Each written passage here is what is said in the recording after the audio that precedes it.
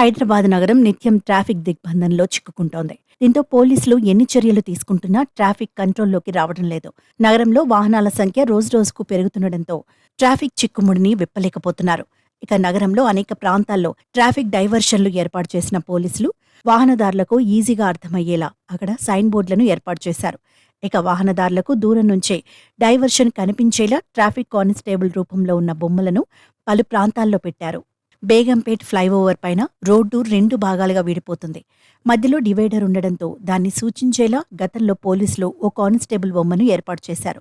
వాహనదారులు కన్ఫ్యూజ్ అవ్వకుండా ఉన్న ఈ బొమ్మ ఇప్పుడు ఉరివేసుకున్నట్టుగా కనిపిస్తోంది.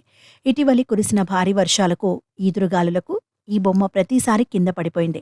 దీంతో పోలీసులు బొమ్మ ఇక కింద పడిపోకుండా అక్కడున్న స్తంభానికి కట్టేశారు. మొన్నటి వరకు దారి చూపించిన బొమ్మ ఇప్పుడు ఉరివేసుకున్నట్టుగా కనిపించడంతో వాహనదారులు ఆసక్తిగా తిలకిస్తున్నారు.